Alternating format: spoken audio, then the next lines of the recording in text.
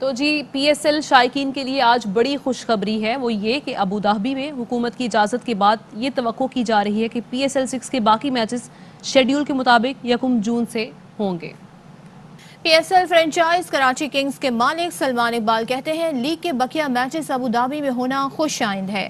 کراچی کے کھلاڑی تیار اور پرجوش ہیں، دعا ہے جو ہو پی ایس ایل اور پاکستان کے حق میں بہتر ہو۔ فائنینشیل آف کورس چینجز تو آئیں گی، کاسٹنگ بڑھ جائے گی، انجریز کے چانسز بہت ہیں پلیئر کے، تو بہت ساری چیزیں ہیں جو ہمیں بیٹھ کے اس وقت کوئکلی بیٹھ کے امیڈیٹلی بیٹھ کے فیصلے کرنے ہیں۔ بچے ہمارے جو ہمارے لڑکے ہیں وہ آلریڈی پیکڈ ہیں، وہ تو کل ہی جا رہے تھے کوارنٹین کے اندر نا، تو لڑکے تیار ہیں، ایکسائٹڈ ہیں میچ کھیلنے کے لیے، اور بیسٹ ٹیم ون انشاءاللہ۔ بس دعا کریں کہ جو بھی ہو پی ایس ایل کے لیے، پاکستان کے لیے بہتر ہو۔ ہم انشاءاللہ مل کے پی ایس ایل کے ساتھ، ان کی مینجمنٹ کمیٹی کے ساتھ جو بھی فیصلہ کریں گے وہ ہماری کرکٹ کے لیے اور پاکستان کے لیے بہتر ہی کریں گے۔ آگے بڑھیں، آپ کو بتائیں کہ جہانگیر ترین کے وکلاء نے سینیٹر علی ظفر سے ملاقات کی ہے۔ ذرائع کے مطابق مقدمات سے متعلق گفتگو میں قانونی نکات کا جائزہ لیا گیا۔ ذرائع کا کہنا ہے کہ جہانگیر ترین کے وکلاء اور سینیٹر علی ظفر کی ملاقات اسلام آباد میں ہوئی۔ ملاقات میں جہانگیر خان ترین کے مقدمات سے متعلق گفتگو کی گئی۔ اس دوران مختلف قانونی نکات کا جائزہ لیا گیا۔ ذرائع کے مطابق علی ظفر جہانگیر ترین کے معاملے پر اپنی رپورٹ جلد وزیر اعظم کو پیش کریں گے۔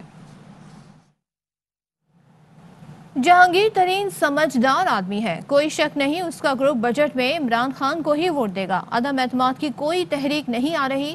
بیرسٹر علی ظفر اپنی رپورٹ جمع کرائیں، جان چھڑائیں۔ وزیر داخلہ شیخ رشید کی پریس کانفرنس، کہا حدیبیہ پیپر ملز کیس 2 سے 3 ہفتے میں دائر کر دیں گے۔ پی ڈی ایم ٹائیں فش ہو گئی، میری ہمدردی مولانا فضل الرحمان کے ساتھ ہے۔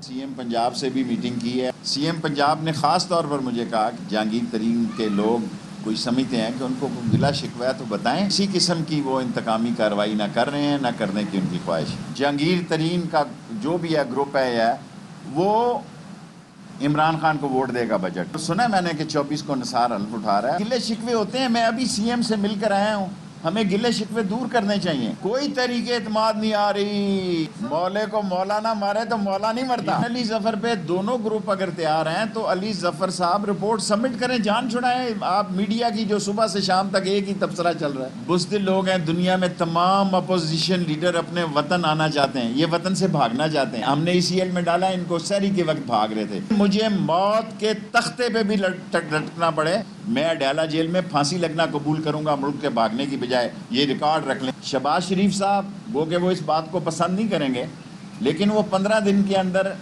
انٹیریئر منسٹری کو ای سی ایل کے خلاف اپیل کر سکتے ہیں، اور وہ خود بھی اپیئر ہونا چاہیں تو وہ ہو سکتے ہیں۔ شوگر کو اور اس منی لانڈرنگ کو شہزاد اکبر صاحب دیکھ رہے ہیں کہ حدیبیہ 2 یا 3 ہفتے میں دائر کر دیں گے ان کے خلاف۔ یہ اپوزیشن وزیر اعظم کو نہیں پکڑ سکتی۔ اور وزیر اعلیٰ پنجاب عثمان بزدار سے وفاقی وزیر داخلہ شیخ رشید کی ملاقات ہوئی، جس میں باہمی دلچسپی کے امور، سیاسی صورتحال اور امن عامہ پر تبادلہ خیال کیا گیا۔ شیخ رشید نے کہا کہ عثمان بزدار وزیر اعظم عمران خان کے فرنٹ لائن سپاہی ہیں، عثمان بزدار کے ساتھ ہیں۔ تحریک انصاف کی حکومت پہلے سے زیادہ مضبوط ہے، کوئی ڈر نہیں۔ سیاست میں اونچ نیچ ہوتی رہتی ہے، پیش گوئیاں کرنے والوں کی دال پہلے کی طرح اب بھی نہیں گلے گی۔ بزدار حکومت کے کرونا کے خاتمے کے لیے اقدامات قابل تقلید ہیں۔ عثمان بزدار نے کہا کہ پنجاب کو ایک ٹیم ورک کے طور پر چلا رہے ہیں، سیاست میں رواداری، برداشت اور بھائی چارے کے قائل ہیں۔ نفاق کے بیج بونے والوں کو پہلے اپنے گریبان میں جھانکنا چاہیے۔ تنقید برائے تنقید الزامات لگانا، دشنام ترازی ہمارا شیوا نہیں۔ شرافت، شفافیت اور دیانتداری کے اصولوں پر چلتے ہیں۔ انتقام کی سیاست کو ہمیشہ کے لیے دفن کر دیا ہے۔ جہانگیر ترین گروپ کے ارکان کی رائے تقسیم ہونے لگی۔ چند ارکان ایوان میں نمبر کے حساب سے اپنی نشستوں پر بیٹھنے کے حق میں ہیں۔ بات کریں گے ہمارے نمائندے خواجہ نصیر سے۔ خواجہ نصیر، کون کون سے ارکان ہیں جن کی رائے اب تقسیم ہو رہی ہے اور کیا کہتے ہیں وہ؟ جی بالکل، جہانگیر ترین گروپ جو کہ اس وقت پاکستان تحریک انصاف کے اندر سے جہانگیر ترین کے معاملے کو لے کے اس وقت بالکل وزیر اعلیٰ پنجاب اور دیگر اعلیٰ ترین حکام پر الزامات عائد کرتا رہا، اور اس کے ساتھ انہوں نے یہ اعلان بھی کیا کہ وہ پنجاب اسمبلی کے اندر کل سے شروع ہونے والے سیشن میں الگ نشستیں لے کے بیٹھیں گے۔ وہیں پر اب یہ بات سامنے آنے شروع ہوئی ہے کہ جہانگیر ترین گروپ کے جو پارلیمانی لیڈر ہے سعید اکبر نوانی، انتہائی ذمہ دار ترین ذرائع کا یہ کہنا ہے کہ سعید اکبر نوانی جنہیں نامزد کیا گیا تھا پارلیمانی لیڈر جہانگیر ترین گروپ کا، انہوں نے بھی یہ رائے دی ہے کہ ابھی فی الوقت ہمیں الگ سے نشستیں نہیں لینا چاہیے، بلکہ ہمیں اپنے ہی دوستوں کے ساتھ وہاں پر اکٹھے بیٹھنا چاہیے اور وہاں بیٹھ کر اپنا موقف جو ہے اس کو کھل کر بیان کرنا چاہیے۔ کل کے اجلاس کے حوالے سے صرف ایک چیز پر ابھی تک اتفاق رائے ہوا ہے، جہانگیر ترین کے جو صوبائی اسمبلی کے ارکان ہیں ان میں صرف ایک بات پہ اتفاق رائے ہوا ہے کہ کل سعید اکبر نوانی جہانگیر ترین کے معاملے کو لے کر پنجاب اسمبلی میں مکمل تقریر کریں گے، جبکہ اس سے ہٹ کر جو دیگر ارکان ہیں جن میں نذیر احمد چوہان جو ہے انہوں نے ARY نیوز سے گفتگو کرتے ہوئے یہ کہا تھا کہ الگ سے نشستیں ہوں گی پنجاب اسمبلی میں، اور پنجاب اسمبلی میں الگ نشستوں میں بیٹھ کر وہ اسپیکر سے ہی بات کریں گے اور اسپیکر سے بات کر کے اپنے لیے الگ نشستیں مختص کریں گے۔ لیکن اس وقت جو چند ارکان کی رائے سامنے آئی ہے کہ بالکل ہمیں الگ نہیں بیٹھنا چاہیے بلکہ اپنے دوستوں کے ساتھ بیٹھنا چاہیے، کیونکہ عمران خان ہی ہمارے قائد ہیں۔ ٹھیک ہے، یعنی بیشتر ارکان ایسے ہیں جو اس رائے سے اتفاق نہیں کرتے کہ ہمیں الگ بینچز پہ بیٹھنا چاہیے۔ خواجہ نصیر، بہت شکریہ۔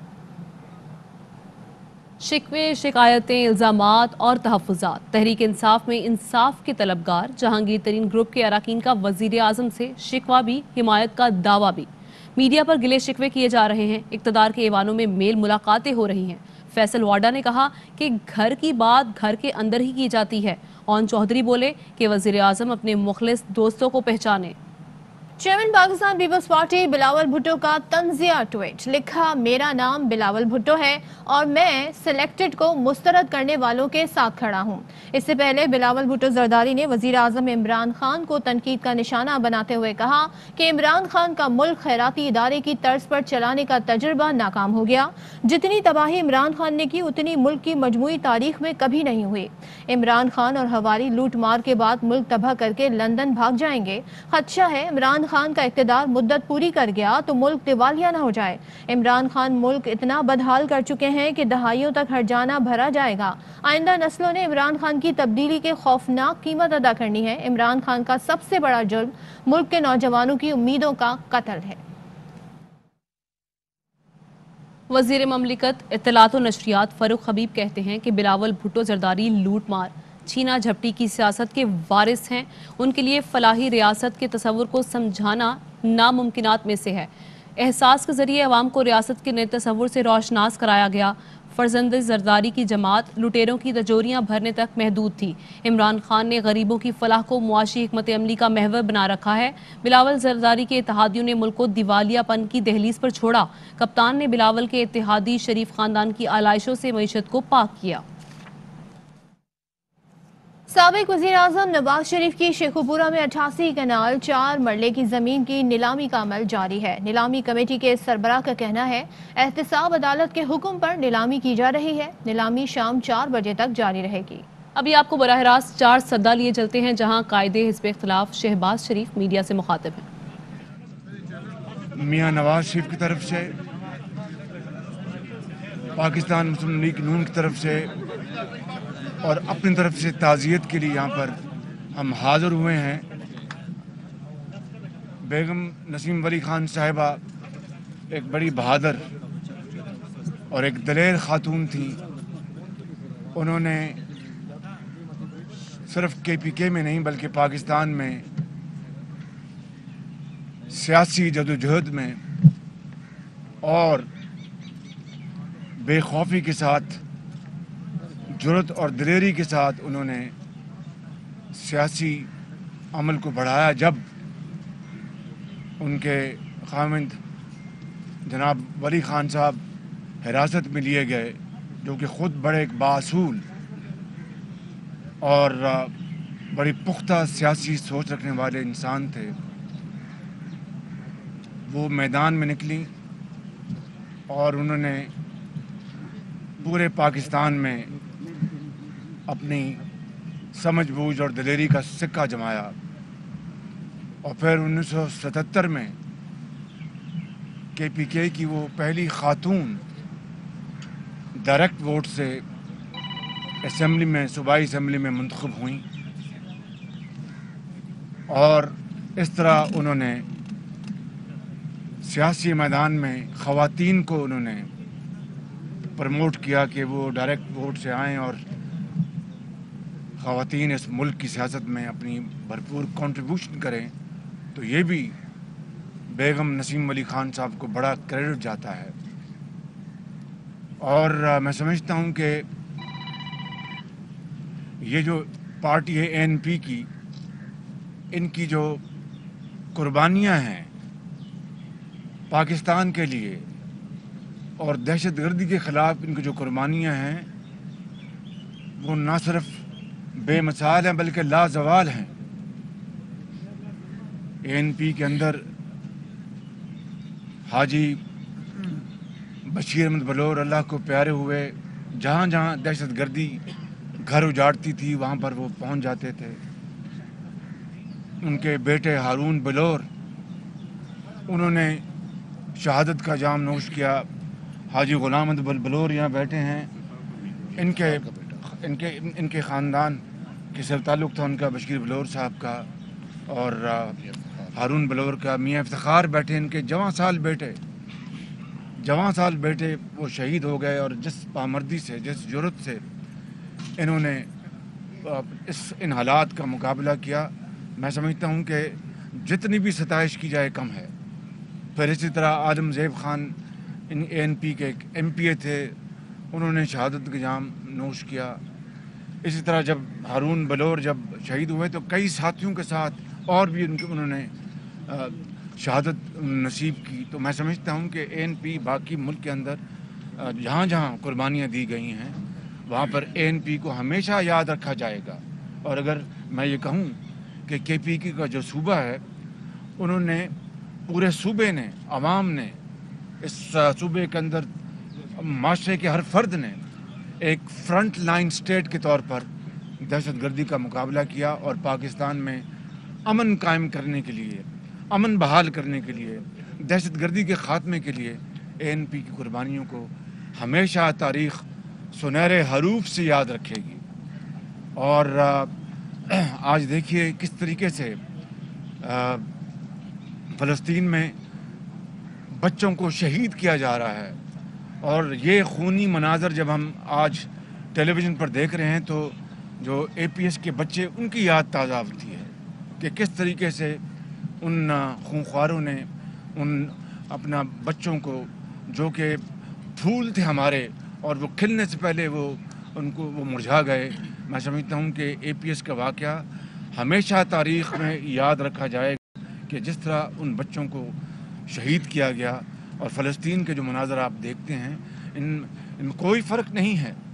तो मैं समझता हूँ कि ये जो कुर्बानियों की एक लाजवाल दास्तान है और ये जो पॉलिटिकल एफर्ट है, मैं खान वली खान साहब मरहूम, अल्लाह उनको जन्नत नसीब करे, मेरा उनसे भी बड़े करीब से देखने का मौका मिला। वो यकीनन एक बहुत ही अजीज़ शऊर वो सियासतदान थे, मुदब्बर इंसान थे और बाअसूल इंसान थे। मैं समझता हूँ कि आज बेगम नसीम अली ख़ान साहिबा का इस दुनिया से चले जाना, ये तो अल्लाह ताला की मर्ज़ी है और उसकी मर्ज़ी के आगे हम सब सर झुकाते हैं। एक बहुत बड़ा खला वो छोड़ गई। अल्लाह ताला से हम सब दस्त बदुआ हैं कि उनको जन्नतुल फिरदौस में जगह अता फरमाए और उनके घर वालों को सबको सब्र जमील अता फरमाए। ये बताइए कि आपकी रिहाई और बैरून रवानगी, इससे डील और हुकूमत की तरफ से जो कुछ किया जा रहा है आपको रोकने के हवाले से, इसे उस डील का रद्द-ए-अमल करार दिया जा रहा है, आप क्या कहेंगे इस बारे में? क्या मैं पहली मरतबा गिरफ्तार हुआ? बताइए ना जी, मेरी तरफ देखें ना। जी मैं पहली दफ़ा गिरफ्तार हुआ। सबसे पहले मरतबा मैं 1996 में गिरफ्तार हुआ। उसके बाद मियाँ नवाज शरीफ के साथ अटकले में रखा गया। लांडी जेल में ये बैठे हैं शायद अवासी, इनके साथ लांडी जेल में मैंने और सैयद गौसल शाह साहब ने, मियाँ नवाज शरीफ साहब ने, वहाँ पर हमने अटक जेल में अपना लांडी में जेल काटी। मियाँ नवाज शरीफ साहब की साहबजादी ने जेल काटी, हमजा शहबाज शरीफ ने जेल काटी, मियाँ नवाज शरीफ साहब ने जेल काटी। क्या ये डीलें हैं? कुछ खुदा का खौफ करें। इस मुल्क के अंदर जो मसाइल हैं, इस मुल्क का जो बेड़ा गर्क कर दिया गया है मईशत का, इस हुकूमत ने इस मुल्क के अंदर जो बेरोज़गारी और इस मुल्क के अंदर जो अपना आसमानों में को छूने वाली जो महंगाई है, इस मुल्क के अंदर जो गुर्बत में जो लाखों लोगों का इजाफा हो गया है, आज आम आदमी की ज़िंदगी अजीरन बन गई है। आज एक वक्त की रोटी को तरस गए हैं। पाकिस्तान के अंदर तीसरी मरतबा जो कोविड का जो हमला हुआ है और एक बहुत ही एक डेंजरस स्ट्रेन आया है, उसके हवाले से जो इनकी बेतदबीरी, इनकी बेअमली, इनकी इनकॉम्पिटेंस और अपना बाकी जो इनके जो नामा अमाल हैं, उसकी वजह से कोविड ने इस मुल्क में अंदर तबाही मचा दी। वैक्सीन का इन्होंने इंतज़ाम तक ना किया। तीसरा ये हमला हुआ है कोविड का। जो गैप्स आए थे, जो टाइम मिला था, इनको चाहिए था कि रातों रात जहाज़ भेजते, जहाँ से भी वैक्सीन मिलती उनको लेके आते। ये तो वैक्सीन जो हमें खैरात में मिली है उसके ऊपर उन्होंने तकिया किया और हर मर्तबा, हर जगह, हर मौके के ऊपर चोर डाकू, अगर वैक्सीन का मामला है तो चोर डाकू, अगर महंगाई है तो चोर डाकू, अगर मुल्क के अंदर गुर्बत है चोर डाकू। ये 3 साल चोर डाकू करते हुए मुल्क कहाँ पहुँच गया है। आज हम वैक्सीनेशन के हवाले से बांग्लादेश से भी पीछे हैं और खित्ते के बाद ममालिक उनसे भी पीछे हैं। अगर नवाज शरीफ की हुकूमत होती इस मुल्क के अंदर, तो जिस तरह नवाज शरीफ की क़यादत में जिस तरह डेंगू का मुकाबला किया गया था, डेंगू का, और उस वक़्त इन्होंने क्या कहा था, डेंगू बरादरान, यानी मजाक, यानी कौम का, यानी एक संगीन मजाक था कौम के साथ। और आज ना टीके हैं, ना कुछ सुपरविजन है, ना कोई पूछने वाला है, ना कोई और बात करने वाला है। कुछ सवाल होता भी है तो ये चोर डाकू, मैं एनआरओ दूंगा। ओ भाई, तुम्हें कौन कहता है एनआरओ दो? Arif non news. अभी तो मामलात सारे तय हो गए हैं पंजाब में, फॉरवर्ड ब्लॉक भी सामने आया हुआ है। जहांगीर तरीन ग्रुप ने आप लोगों के साथ राबिता वगैरह किया हुआ है हुकूमत बनाने के लिए? डेरा मेहरबानी जी, कोई अपना वहाँ पे जो है हमारा पार्टी का अभी इस बारे में कोई अपना स्टैंड नहीं है। पार्टी में मुशावरत होगी, हमें क्या करना है। ये जो जहांगीर तरीन साहब का अपना ग्रुप है या पीटीआई जाने वो जाने, ये उनका अपना अंदरूनी मामला है, हमारा इसमें कोई अमल दखल नहीं है। समीन इसका बुनियादी मकसद क्या होगा उनके मुताबिक, इसका बुनियादी वजह क्या है कि आपको याद है जी, गुजार जी, मेहरबानी। ये तो जी तौहीन अदालत तो वो तो अपनी जगह है जी, तौहीन अदालत अपनी जगह। इसका मतलब ये है कि जिस तरह मुझे जेल में इन्होंने पहली रात, मैं उनको पता था कि मुझे कमर की तकलीफ़ है, पहली रात उन्होंने मुझे ज़मीन पर सुलाया। उनके जिसको इमरान खान साहब ख़ुद लाहौर आए और उनके जो कारिंदे हैं ख़ुद लाहौर आए, जिनका मैं नाम भी लेना अपना यहाँ पर मुनासिब नहीं समझता, और उन्होंने आके डायरेक्टली इंस्ट्रक्शन दी जेल अथॉरिटीज़ को, एक कि इसको ज़मीन पर सुलाना है ताकि इसकी कमर को और तकलीफ़ पहुँचे, 2 इसको आम कैदियों के साथ ले जाओ इसको, 3 इसको खाना जो अपना जो जेल में पकता वो दो। तो मेरे पास वो आए जेल के लोग, मैंने कहा भाई देखो, जो जेल के कवानीन हैं उनमें मौजूद है कि जो अंडर ट्रायल जो होते हैं प्रिजनर्स, उनको घर से खाना, दवाई, कपड़े का पूरा उसको इख्तियार है, कानून है, कानून। अगर आपने उसकी खिलाफ वर्जी करनी है तो मैं आपके ऊपर बोझ नहीं बनूंगा, मैं ज़मीन पे भी सो जाऊंगा और जेल का खाना भी खा लूँगा। फिर मुझे वो दहशत गर्दी की गाड़ी में लेके जाते थे इसलिए कि ताकि मेरी कमर को और तकलीफ़ पहुँचे। ये कौम जान ले बात, मैंने उफ तक नहीं कि मैंने कहा अल्लाह ताला मेरा सहारा है, वही मालिक है। 1.5 महीना 2 महीना मुझे उसमें APC में लेके जाते रहे, और फिर उसके बाद अदालत ने, ट्रायल कोर्ट ने मुझे जब मौका दिया तो फिर मुझे वो दूसरी गाड़ी में ले गए। तो आप जो बात करेंगे, मैंने इलाज के लिए अपने चेकअप के लिए जाना था, मेरा टाइम डॉक्टर से हो गया हुआ था, मैं कैंसर सर्वाइव हूँ।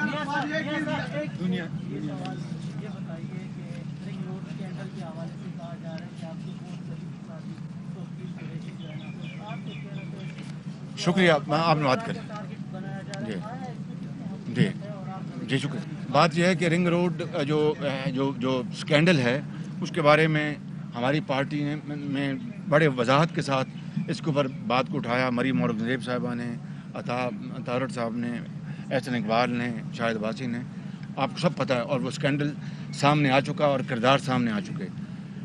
ये रिंग रोड मेरे ज़माने में 2016-17 में इसकी प्लानिंग हो चुकी थी, इसकी बाकायदा एक कागज़ात तैयार हो गए थे, और जो उसको कहते हैं इन प्रिंसिपल इसको अप्रूव कर दिया गया था। डॉक्टर तौकीर जो हैं मेरे सेक्रेटरी रहे सारा साल। मैं आपके सामने अल्लाह ताला को गवाह बनाकर कहता हूँ कि मैंने उस शख्स को इंतहाई ईमानदार पाया, इंतहाई अपना स्टूडियस पाया, ज़िम्मेदार पाया और मेहनती पाया। और अगर कोई डॉक्टर तौकीर की बात होती तो उस वक्त आती ना, वो ज़मीन मेरे ज़माने में आनी चाहिए था ना। फिर नंबर एक बात। नंबर दो बात यह है, भाई बात सुनने जरा, मैंने नंबर दो बात है कि ये जो एक्सटेंशन है इस मंसूबे में, वो please correct me if I am wrong, उस मंसूबे की एक्सटेंशन की प्राइम मिनिस्टर इमरान खान ने खुद इजाज़त दी उसकी। वो मिनट्स मौजूद हैं। जो ओरिजिनल जो था उसका रिंग रोड का जो था प्रोजेक्ट, उसमें ये एक्सटेंशन शामिल नहीं थी। ये इमरान खान साहब ने खुद दी है। और फिर टेलीविज़न वीडियो आप देखें जिसको वो डिफेंड करते नज़र आ रहे हैं कि यहाँ पर जो है जो ग्रीनरी वो ख़राब नहीं होगी, बिल्कुल ठीक रहेगा और इससे मिल जाएगा, ये कनेक्शन हो जाएगा। वो जो उनकी आदत है यू टर्न की, और फिर रातों रात यू टर्न लेते हैं। जब पॉइंट ये है कि ये इमरान खान साहब ने खुद इजाज़त दी और फिर जब शोर मचा तो यू टर्न लेना शुरू कर दिया। और जो किरदार जो सामने आ गए, सवाल ये पैदा होता है कि किस मैं इनके स्कैंडल की बात करूं। चीनी पहले एक्सपोर्ट की गई और अरबों रुपए चीनी के एक्सपोर्टर्स को सब्सिडी की शक्ल में, और रुपए और डॉलर की जो कदर है, जो उसकी जो रेट है उसका एक्सचेंज का, चूँकि रुपया गिर रहा था तेज़ी से, तो हर किलो चीनी एक्सपोर्ट करने से रुपयों में ज़्यादा मुनाफा हो रहा था। वो अरबों रुपए, पता नहीं आपने कैलकुलेट किया था, 40-50 अरब था। 40-50 अरब रुपए का, जिसको अंग्रेजी में कहते हैं विंड फॉल प्रॉफिट हुआ। फिर क्या हुआ? फिर चीनी इंपोर्ट कर, वाह वाह वाह, पहले एक्सपोर्ट करो और अरबों रुपए बनाओ, लोगों की जेबों में जाएं, गरीब आदमी को गरीब मारी करो, और फिर इंपोर्ट करो, और लाखों नहीं यानी मिलियंस ऑफ डॉलर्स के आप फॉरेन एक्सचेंज उसकी आप चीनी इंपोर्ट कर रहे हैं। और फिर उसका देखिए कि 110 रुपए पे चीनी की कीमत पहुंच गई, लाइनें लगी हैं। फिर गंदम की भी यही सूरत हाल, दवाई के जो स्कैंडल्स हैं उसकी सूरत हाल देखें। फिर ये अपना जो वैक्सीनेशन के ऊपर जो कीमतें जो की गई और महंगी कीमतें लगाएंगी वो देखें। यानी किस स्कैंडल की मैं बात करूं, आप मुझे बताएं कि मियां नवाज शरीफ के दौर में 4 बने अपना ये आपके पब्लिक ट्रांसपोर्ट, मेट्रो, लाहौर, पिंडी, इस्लामाबाद, मुल्तान और ऑरेंज लाइन। क्या एक धेले की कोई करप्शन को साबित कर सका? 3 साल अभी तक इमरान खान को कोविड का या गुर्बत का या महंगाई का कोई उसको एहसास नहीं। अभी भी फाइलें मेरे खिलाफ ही देख रहा होगा, मियां नवाज शरीफ के खिलाफ ही देख रहा हो कि और चीज़ मैं इनके खिलाफ निकालूं। एक धेले की करप्शन साबित नहीं हो सकी। या BRT पेशावर को देखिए, 126 अरब रुपए की यहाँ पर करप्शन हुई, और बसें चली नहीं, बसें जली। और फिर आजकल क्या हाल है मुझे इसका इल्म नहीं है, अभी भी बसें चल रही हैं, जल रही हैं, खुदा जाने कभी। और फिर देखें एशियन बैंक का पैसा, और फिर कहा ये 30 अरब 40 अरब रुपए में लगेगा, और 100 अरब से क्रॉस कर गया। हमारे जो ये तीनों जो मंसूबे हैं मेट्रो के, ऑरेंज लाइन निकाल कर 100 अरब में बनते हैं। 75 किलोमीटर उनकी मुसाफत है, इसकी 26 किलोमीटर मुसाफत है। ये अकेला 126 अरब रुपए में इसका टीका लगा, हमारे अल्हम्दुलिल्लाह 100 अरब में 75 किलोमीटर के बने। तो ये नवाज शरीफ की क्यादत। फिर आप देखें कि कंसेंसस के साथ सीपैक को चलाया, कंसेंसस के साथ गवादर पोर्ट, इधर नॉर्दर्न एरियाज़ में, और जो मोटरवेज बनी, ये कोई मामूली काम है? फिर बिजली के मंसूबे, कितनी ढढ़ाई के साथ झूठ बोलते हैं कि महंगे बिजली के मंसूबे। ये LNG के जो मंसूबे हैं, मैं आपको इंतहाई ज़िम्मेदारी से अर्ज़ कर रहा हूँ कि पाकिस्तान में और दुनिया में सस्ते तरीन और सबसे मॉडर्न टेक्नोलॉजी के ये मंसूबे लगे। 5000 मेगावाट के मंसूबे लगे, इतनी बरक रफ्तारी से कि दुनिया में इसकी दूसरी मिसाल नहीं है। तो मैं ये कह रहा हूँ कि ये हम सबको अपने खुदा का खौफ हमें होना चाहिए। ये झूठ बोलते हैं दिन रात, चोर डाकू के अलावा इनको दूसरी बात नहीं आती। आज मुल्क कहाँ पहुँच गया, हमारे खत्ते में दूसरे छोटे ममालिक जो बौने मुल्क हैं वो हमसे आगे चले गए। तो ये मैं समझता हूँ कि पाकिस्तान की तारीख में इससे बदतरीन कोई हुकूमत ना आई और खुदा करे दोबारा ना आए। इनके हवाले से क्वेश्चन पूछना चाह रहा नहीं, आपका सवाल हो गया ना जी। के हवाले से एमपी चली गई है, एमपी आपसे गई है, आप एमपी को वापस ले जा रहे हैं अपने साथ, एमपी को वापस ले जा रहे हैं पीडीएम अपने साथ? नहीं, मैं तो आया हूँ आज फातह के लिए। हमारे ये बहुत मेहरबान दोस्त हैं। हमें अपना एक यकीन करें कि मियाँ नवाज शरीफ साहब का मरहूम खान वली खान साहब बहुत एक ताल्लुक़ था बड़ा मोहब्बत का। वो बहुत मोहब्बत से पेश आते थे मियाँ साहब से। जी आज़म जो हमारे दोस्त वो मेरे भी दोस्त थे, आज़म खान हूती, वो अल्लाह को प्यारे हो गए, उनसे बड़ा ताल्लुक़ था। इनसे बड़ा हैदर हूती साहब, इनसे मियाँ इफ्तिखार बैठे हैं, ये हाजी बलोर साहब बैठे हैं, बड़ा इनसे ताल्लुक़ है इनसे हमारा। आज सिर्फ यहाँ पर फातह के लिए आए हूँ, सियासी बात मैंने इनसे करनी है, वो करूँगा जब वो सियासी मौका आएगा तो मैं बताऊँगा। शुक्रिया बहुत। चारसदा में शहबाज शरीफ मीडिया से गुफ्तगू कर रहे थे, जिसमें उन्होंने कहा कि जेलें काट रहे हैं, क्या ये डील है? उनकी जानिब से कहा गया कि रिंग रोड मंसूबे में एक्सटेंशन की खुद इमरान खान ने इजाज़त दी। खबरों और अपडेट्स का सिलसिला इस ब्रेक के बाद भी जारी है।